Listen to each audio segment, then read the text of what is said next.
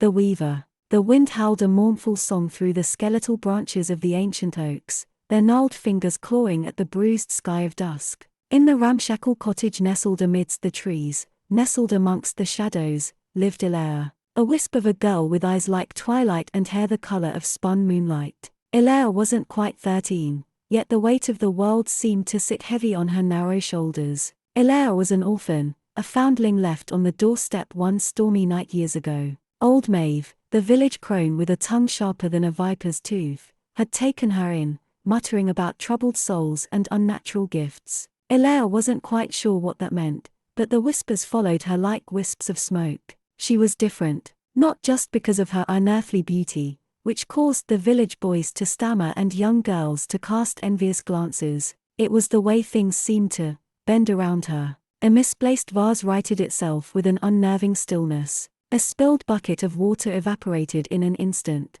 The villagers, steeped in their superstitions, blamed Elara for the unnatural occurrences. Old Maeve, however, saw something else in Elara's eyes, a spark, a potential that crackled beneath the surface. She took to teaching Elara the ways of the old magic, the ancient knowledge passed down through generations. The lessons began subtly, whispers of forgotten languages, stories of mythical creatures, and the delicate balance between the human world and the unseen. Elara was a quick learner, her mind a fertile ground for these strange and fascinating tales. She took to it with a raw hunger, a yearning to understand the strangeness that seemed to cling to her like a second skin. Then came the day of the weaver's arrival. It was announced by a low, mournful groan that seemed to emanate from the very earth itself. The villagers huddled together, fear painted on their faces. Elara, however, felt a strange pull, a tug at the invisible threads of her being. She stole out of the village, drawn by an unseen force,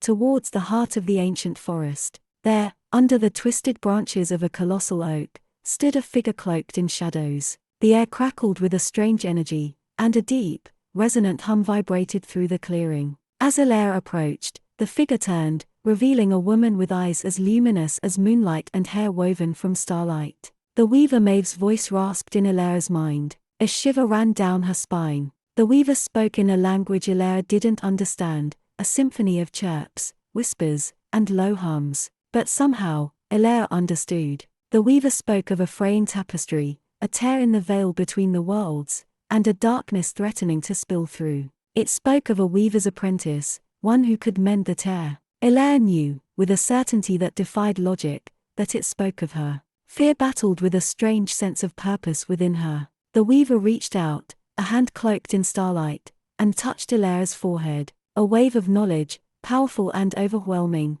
flooded Elara's mind. Images of shimmering threads, intricate patterns, and a yawning expanse of darkness flashed before her eyes. This was the fabric of reality, the unseen loom on which the world was woven. The Weaver then pointed towards the village, a silent plea in its luminous eyes. The darkness grew, and Elara felt a cold dread creep into her heart. She had to protect her home, the only place she had ever known. Elara returned to the village, a newfound resolve hardening her stance. Maeve, sensing the urgency, helped Elara gather the necessary tools, herbs, moonstones, and a spindle carved from a fallen star. As the night deepened, the villagers huddled in their homes, deaf to the battle brewing around them. Elara stood at the edge of the village, moonlight playing upon her face. Her hands, nimble and steady, began weaving, not with threads, but with strands of moonlight, starlight, and the raw energy thrumming through her being. As she wove, an intricate pattern lit up in the air,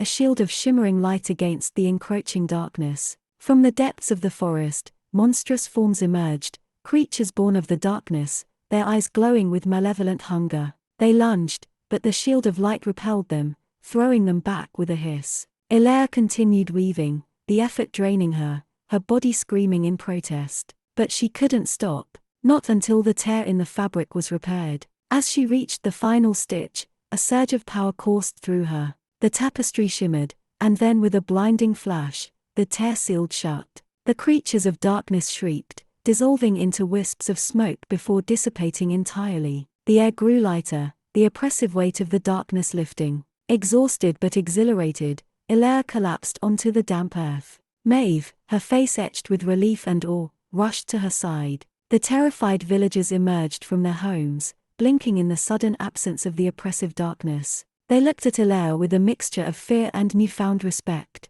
The weaver, its form dissolving into stardust, lingered for a moment, its luminous eyes locking with Elara's in a silent exchange. Then, with a final hum, it vanished, leaving only a faint echo of starlight. News of Elara's feat spread through the surrounding villages like wildfire. The fear of her unnatural gifts turned into a grudging admiration. Soon, people began seeking her out, not with apprehension, but with questions and pleas for help. A young boy, lost in the woods. A farmer's crops withering under a mysterious blight. A young woman haunted by nightmares. Elara, with Maeve's guidance, used her newfound abilities to mend the unseen threads of their lives. She learned to heal with moonlight, to coax life back into dying plants, and to weave shields against nightmares. Slowly, she became known as the Weaver's Apprentice, a protector of the village, a bridge between the human world and the unseen realms. But Elara's journey was far from over. The knowledge imparted by the Weaver was vast and complex.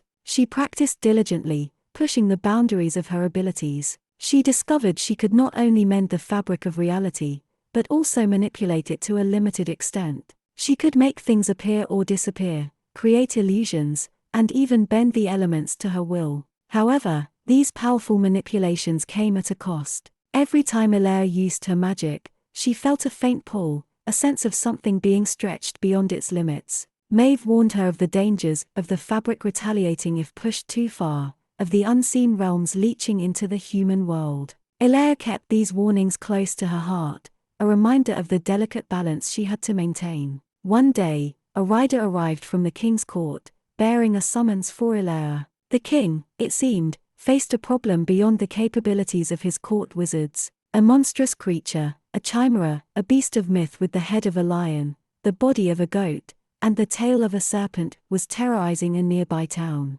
Armies had been dispatched, but none had returned. Elara knew she had to go. The suffering of innocent people clawed at her heart. But fear gnawed at her. This was a creature of legend, a being far more powerful than anything she had faced before. Still, she couldn't ignore the call. The journey to the stricken town was fraught with dangers. Bandits lurked on the roads, and the air crackled with an unseen menace. Elara, disguised as a traveling peddler, reached the town to find it desolate, shrouded in an oppressive silence. The few remaining villagers spoke in hushed tones of the chimera, a monstrous predator that lurked in the ruined castle overlooking the town. Elara ventured into the decaying fortress, her heart pounding against her ribs. The air hung heavy with the stench of death and decay. As she climbed the creaking stairs, the sounds of growls and snarls echoed through the halls. Finally, she reached the top floor, a cavernous chamber dominated by a hulking figure. The chimera was everything the stories described, a grotesque fusion of predator and prey.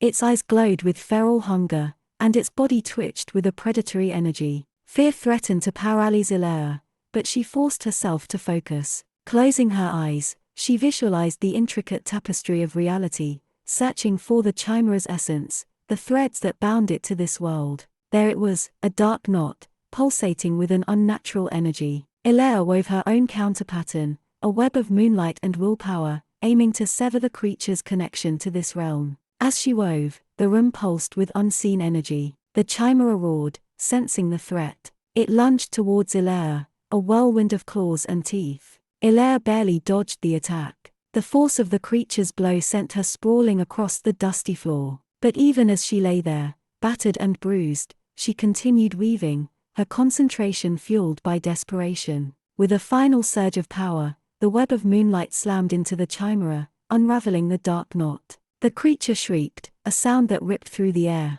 Its body convulsed, and then with a sickening crack, dissolved into shimmering dust, leaving behind only a faint echo of its monstrous power. Elara collapsed, exhaustion claiming her. When she woke, she found herself surrounded by the grateful villagers, their faces filled with awe and relief. News of her victory over the chimera reached the king, who bestowed upon her the title of Royal Weaver, a position of immense power and responsibility. Life at the court was a far cry from the quiet solitude of the village. Elara found herself navigating a complex web of intrigue, dodging the jealous whispers of court wizards and the manipulative schemes of ambitious nobles. However, she never forgot her roots. She used her influence to champion the cause of the common folk, ensuring that justice was served and the king's policies benefited all. But her newfound power came with a heavy burden. The king, fearing rebel lions or invasions, pressured Elara to use her magic to manipulate the minds of potential threats.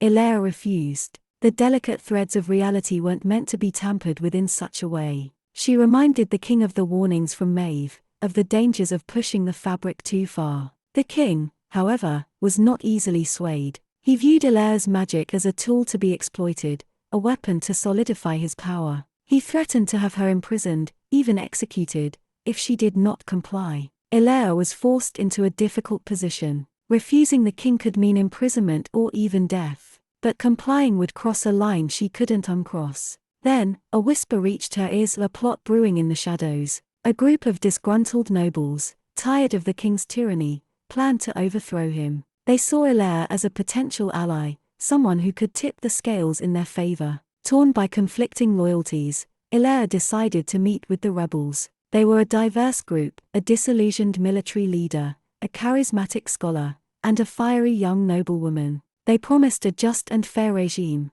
one that would protect the people, not control them. Elara saw in them a glimmer of hope, a chance to free the kingdom from the king's tyranny without resorting to the dark path he demanded. She agreed to help them, but on her own terms. She wouldn't use her magic to manipulate minds, but she could use it to create distractions, to shield the rebels' movements from the king's spies. The night of the rebel lion arrived, cloaked in a heavy veil of dark clouds. Elara, disguised and hidden amongst the throngs of people celebrating a staged royal victory, wove a web of illusions, confounding the king's guards and creating openings for the rebels to infiltrate the palace. The battle was fierce, the sound of clashing steel echoing through the halls. Elara, caught in the fray, used her magic to deflect blows and protect innocent bystanders. But the fight took a toll on her. As she pushed her abilities to the limit, she felt the fabric of reality strain, a faint tremor running through the very air. Just when it seemed the tide was turning against the rebels,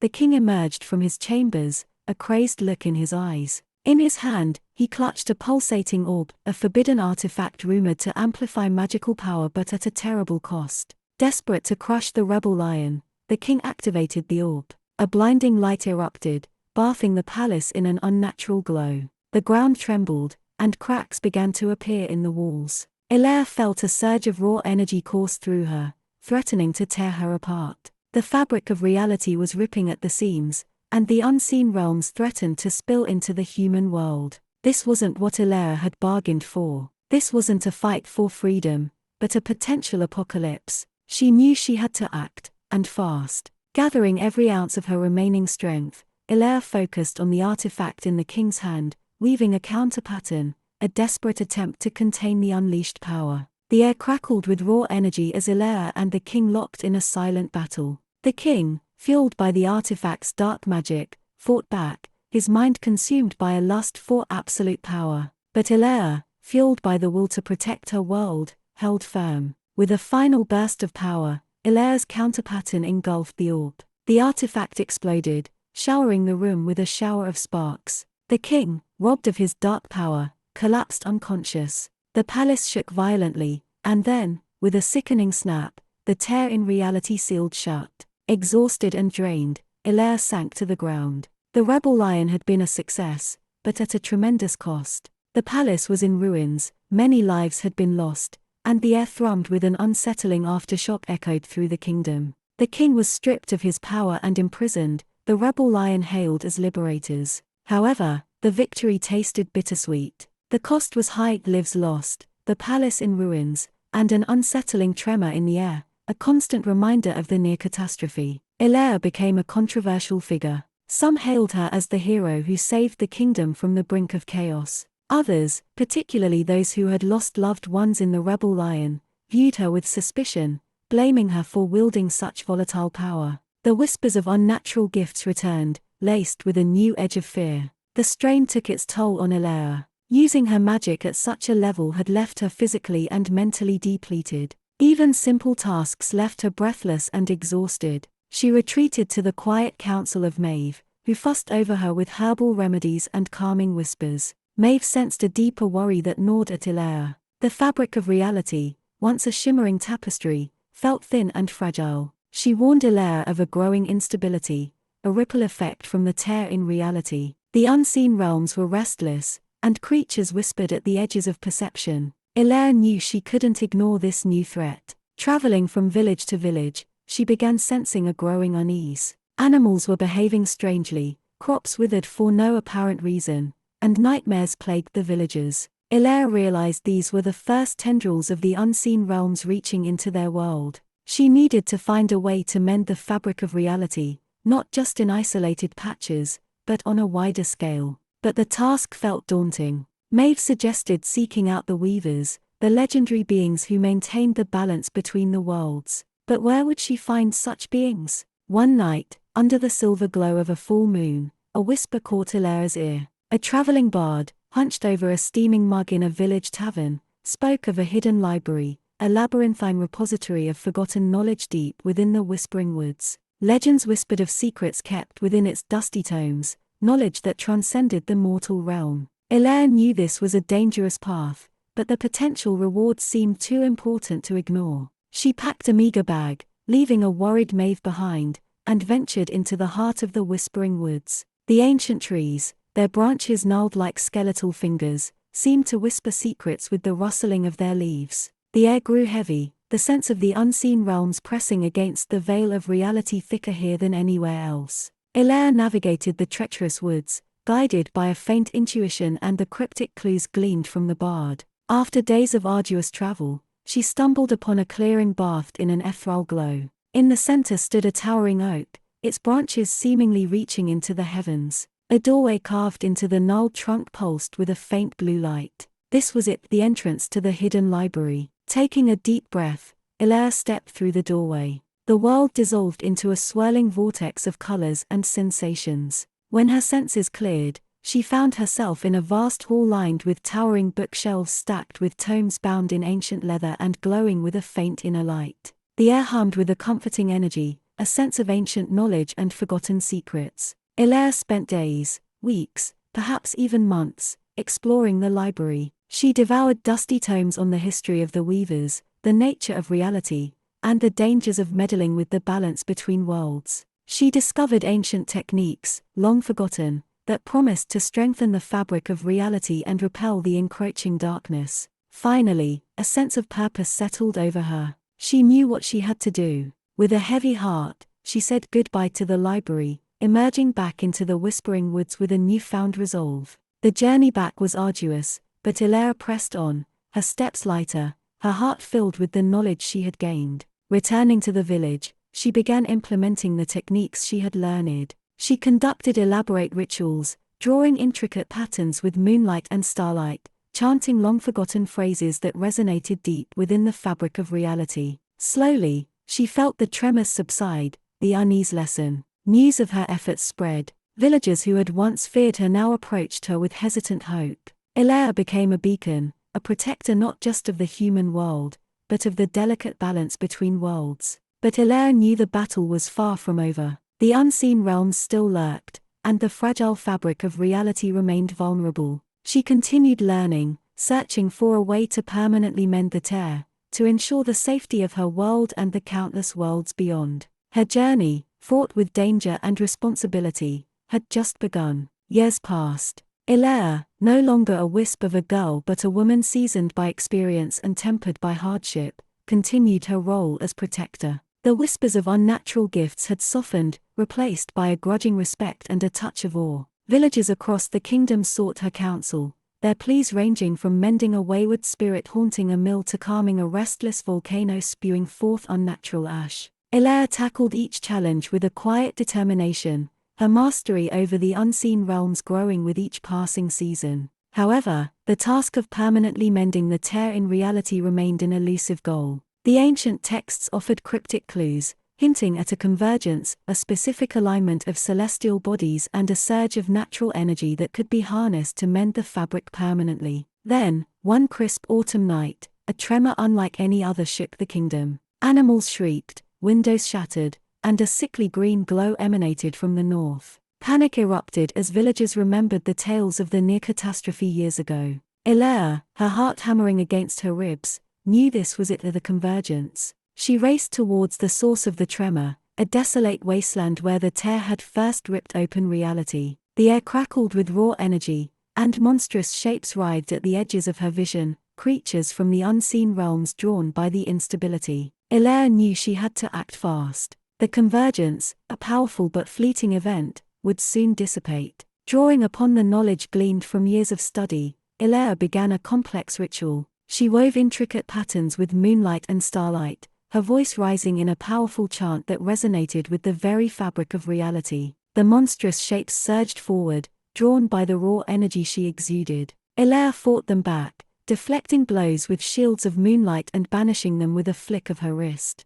As the convergence reached its peak, the sky blazed with an unnatural light. Elara seized the moment, pouring all her energy into the final weave, a luminous web pulsating with the power of the cosmos. With a deafening crack, the web slammed into the tear, mending the fragile barrier between worlds. A wave of relief washed over Elara as the tremors subsided and the unnatural glow faded. Exhausted but exhilarated, she collapsed onto the rocky ground. The world seemed brighter, the air cleaner, as if a heavy weight had been lifted. News of Elara's feat spread like wildfire. She was hailed as a hero, a savior who had secured the future of their world. But Elara knew the fight was never truly over. The unseen realms were vast and ever-shifting, and the fabric of reality, though mended, would always require vigilance. Elara continued her role as protector, but with a renewed sense of purpose. She established a network of apprentices, young men and women with a spark of potential,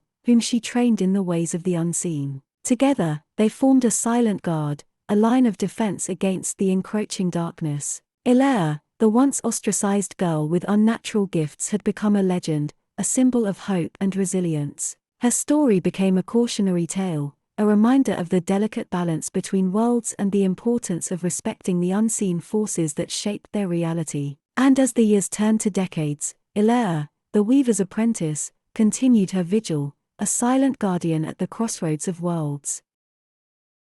Subscribe for more.